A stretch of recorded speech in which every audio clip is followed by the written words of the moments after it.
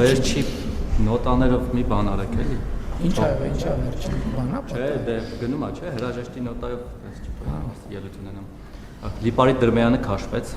ամփոփենք։ Քանի սեկտը չեն փակել։ Ինչևէ։ Շա լավ գաղափար է, ինչ է։ Չենք մտածել դրանից։ Մենք ենք փորը տալիս էլի բոլորին հերթով։ Քանի որ ընդդիմությունը, մասնավորապես Հայաստան դաշինքը, օրինակ, Աղվան Վարդանյանի շատ սկզբունքային քայլերի շնորհիվ փաստացի կարելի ասել զրկվեց այն բարոյական իրավունքից, որ կարող է ձեզ մեղադրել անսկզբունքայնության, խոստումները չկատարելու, նախկինում մի բան ասելու, հետո ուրիշ բան անելու մեջ, այդ սուրբ գործը մնաց մեր վրա, հիմա ես հիշեցնեմ երկու դրվագ։ Հենց հիմա կառավարության դիմաց վարորդական իրավունքի զրկվածները հիշեցնում են, որ դուք ընտրություններից առաջ իրենց խոստանում եք վերականգնել իրենց վարորդական իրավունքները, հավանաբար այդ խոստման շնորհիվ էլ գնացել երևի շատերը ձեզ ձայն են տվել ու չեք կատարել ձեր խոստումը։ Երկրորդ վերջին 1 տարվա կտրվածքով օրինակ եթե ասենք վիճակագրություն չեմ անել, բայց բազմաթիվ դեպքեր ենք լսել բանակում, խաղաղ պայմաններում, խաղաղության հաստատված պայմաններում զոհերի սպանությունների մասով ես ուզում եմ ձեզ հիշեցնել, որ երբ որ դուք լրագրող եք, մի այսպիսի հոդված եք գրել, ինչը շատ շուտ շահարկվեց, քննադատվեց,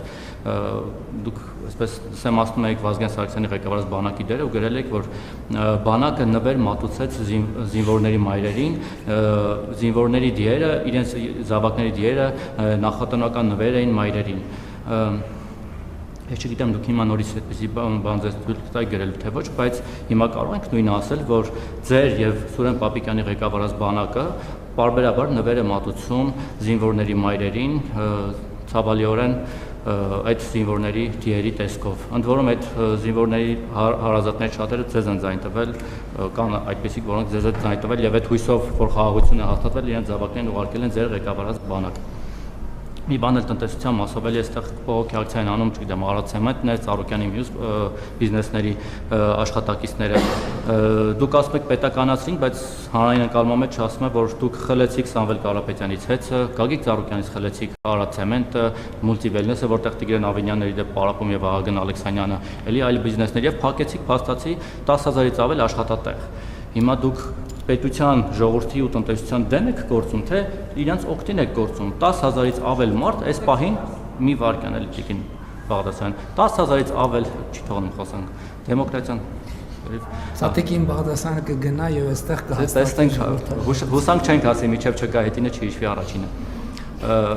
10,000-ից ավել մարդ այս պահին փաստացի անգործ է։ Մարդիկ ասում են, որ լավ դուք Ծառուկյանից եւ նրա առույցներից վրեժ լուծեցիք, Ծառուկյանին նստեցրիք, առույցի գլուխը կերակ։ Մեզանից ինչ եք ուզում։ Մենք, ընդ որում, էլի շատերը առիջ մոլի շատ աշխատակիցներ ձեր համար ճամփա են փակել,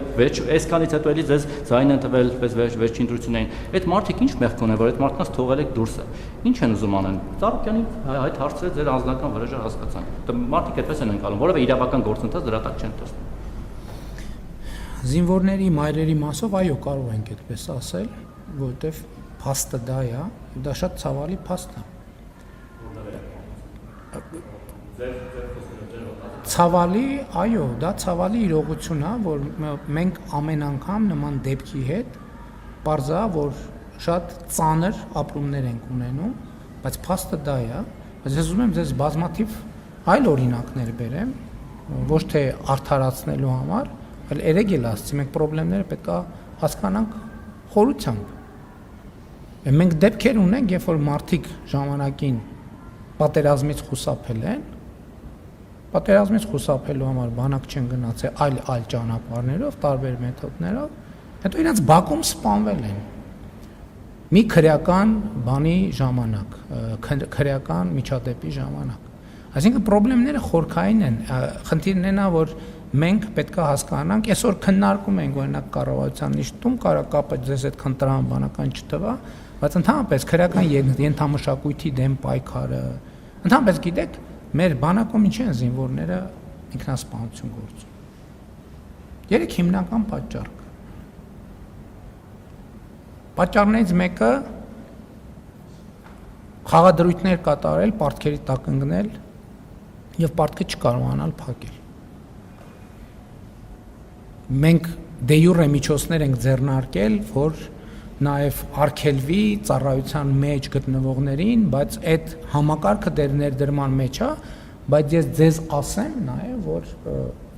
այս սրա մասին ես գիտեմ Կոշի գաղութում գտնված լինելու ժամանակաշրջանից պարտադիր չի, որ դու քո հեռախոսով բան անես, խաղադրույք կատարես, կան բաներ, ստվերային դիլերներ, որոնք հեռախոսով խոսքի վրա խաղադրույքներ կատարում են, հետո բան են անում։ Այսինքն նույնիսկ եթե հեռախոս չլինի, խաղադրույքը հետո եթե հաղթել ես, քո հաղթածը տալիս են, բայց եթե պարտվել ես, հազար ներողություն այդ բառի համար, ստանում են բոլոր հնարավոր միջոցներով։ Ինքնասպանության պատճառներից մեկը սա է։ Երկրորդը ընտանեկան կամ անձնական խնդիրները, որ քաղաքացիական կյանքում իրանց ինչ հարաբերություններում խնդիրներ են առաջանում եւ դրանք, այսինքն ես ասում եմ, ինչ որ ուսումնասիրությունները, զեկույցները ծանոթալով։ Երրորդը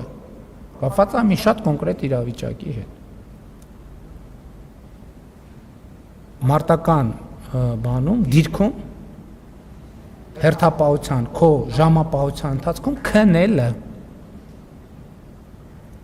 մարտական հերթապահության ժամանակ մարտական դիրքում քնողների նկատմամբ ես այս վերջերս մի ռեպը երկ կա երկի հայաստանյան ռեպերի երկի մեջ sense նախադասություն կա, որ ես ասում եմ ինքը խոսում է իր մասին, ասում եմ ես դիրքում քնող չեմ եղել։ Որ կողքից լսող կասի դիրքում քնող, այս ինչ նախադասություն է, դիրքում քնող չեմ եղել։ Չքրական հիմա դիրքը հետեւյալն է, որ ասում է դու դիրքը պահում ես, մյուսները հանգստանում են քնում են։ Եթե դիրքապահը քնել է, շակմա վտանգի տակ է դրել մյուսների կյանքը եւ ով որ արձանագրվում է որ դիրքի ժամանակ քնել է, իր նկատմամբ զինվորները դա քրեական ենթամշակութա թե այս դեպքում անվտանգային ինչ որ գերճնշում է, արհամարանքի եւ մեկուսացման են ենթարկում եւ դիրքից իջնելուց հետո տեղի ունենում որոշակի բան մեկուսացում, գղզիացում եւ այլն հոգեբանական ճնշում եւ այլն եւ այսպես շարունակ։ Այս երեքն են բանակում ինքնասպանությունների հիմնական պատճառը։ Եվ ուզում եմ ասել, որ անձնական, այդ որ ասում են քրեական ենթամշակույթ, տեսեք, շատ դեպքերում մենք վերնագիրը դնում ենք, տենց ասում ենք քրեական, չենք խորանում, դա ինչ նշանակում գործնականում հասկանում եք։ Բանակում 85-90% ինքնասպանությունների դեպքերը կապված են այս 3 իրավիճակների հետ։ Ես ունեմ այդ մեղքը, բանակի ղեկավարության վրա պետք չգցել։ Ես ունեմ այդ մեղքը, որ մինչև հիմա այս խնդրի լուծումը չենք գտել մենք։ Եվ այս է պատճառը, որ մենք մեր ծրագրերում քրեական ենթամշակույթի մասին ենք գրում։ Գրում ենք աշակերտների ֆիզիկական եւ դպրոցներից սկսած ֆիզիկական եւ հոգեբանական պատրաստության անհրաժեշտության մասին, աշխարհայացքի ընդլայնման մասին։ Ի վերջո զինվորը պետքա նաեւ բանը լինի, չէ, հոգեբանորեն ամուր լինի, որ նաեւ կարողանա չքնել, կարողանա հարաբերությունը այնպես լինի, եթե զգա, որ չի կարում չքնի, գնա արթնացնի մեկին ասի լսի։ Արի կես ժամով չեմ կարում, աչքս կպնում է։ Դա արդեն քրեական որ փոխօգնության է տրամաբանությունը, ոչ թե մեկուսացման։ Ես նկատի ունեմ վերնագրերը մեծ շատ դեպքերում եւ այդ առումով շնորհակալ եմ հարցի համար, որ հնարավորություն տվեցիք այս մանրամասները բացեմ։ Որտեղ համոզված եմ լրագրողների մի մասը գիտեն ես, բայց հանրության մեծամասնությունը չգիտի։ Պարոն Մակարյան, ձեր հարցը հնչեցրել եք, գործընկերները սպասում են։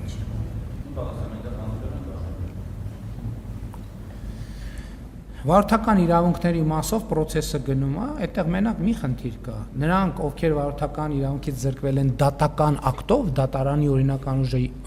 դատարանի ակտը մտել ուժի մեջ, այդտեղ կառավարությունը չի կարող դատական ակտը վերազանցել։ Մնացածը ստանում են, ես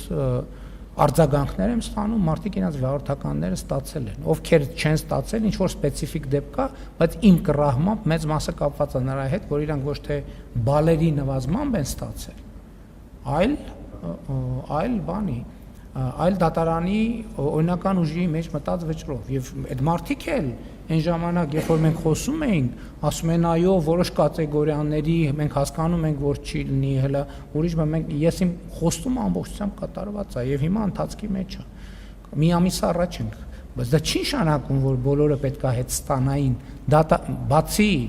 նրանցից եւ հա ժամկետի խնդիր էլ կա, դա 2020-ից կարծեմ հետոյի մասին է։ Մենք 2013 թվին չենք անդրադառնում, մեկը զրկված է եղել 2013 կամ 14 կամ 17 թվին եւ չենք կարող ուղղակի դե յուրե դատարանի եւ դա մենք կառավարության որոշումներ ընդունելիս այդ մասին ասել ենք, ամեն ինչ պարզ է ազնիվ ինչ որ խոստացել ենք արվում է։ Ոչ մի աշխատատեղ չի փակվել, հիմա նույն Արադ ցեմենտում ընդհատվել էր process-ը, հիմա շարունակվում է, հիմա նաև ժամանակավոր կառավարիչ կնշանակվի, բոլոր տեղերը, որտեղ անհրաժեշտություն կա որոշակի կասեցում, մի քանի օր ինչ որ մի ժամանակաշրջան կբացվեն, կաշխատեն։ Ես կներեք, ես այդքան մանրամասն չեմ տիրապետում նյութին, բայց ես կարող եմ վստահել, որ մեր նպատակը աշխատատեղեր փակելը չի։ Ի վերջո, ես հիշում եմ նաև, կներեք, մարզահամերգային համալիրում ասուլիս էի անում, նույն ձևի լրագրողները հարց են տալիս, ասում եք, էս թալանը հետ կբերեք, այն թալանը։ Ես նախընտրական շրջանում խոստացել եմ, չէ՞ մարդկանց, որ այդ թալանածը հետ է բերվելու։ Հիմա հետ է բերվում։ Որովհետև 8-9 տարի հետո ինստիտուտներ են ձևավորվել պետական, ինստիտուտներ են ձևավորվել եւ process-ներ են գնացել, իմիջիայլոց, որ ասում են ընտրություններից հետո, այս բոլոր գործերը, որոնք քննվում են, դրանք ապօրինի գույքի բռնագանձման հետ կապված գործերը, վարույթները սկսվել են 2 տարի առաջ։ Եվ 2 տարի ոչ թե ձգձգվել է, ինքը համադրական դատանի որոշում ա եղել այդ ընթացքում, իրավագիտական պրակտիկայի հաստատում ա եղել այդ ընթացքում, ոչ մի բան ոչ արագացվել է, ոչ էլ դանդաղացվել է կիրառման իմաստով։ Ես համաձայն եմ, ես ինքս էլ արտահայտվել եմ, որ ինստիտուտների ստեղծումը գուցե ավելի դանդաղ ա եղել, քան կարելի էր անել։ Հավանիչ տեսանյութը եւ բաժանորդագրվիչ նորությունները բաց չթողնելու համար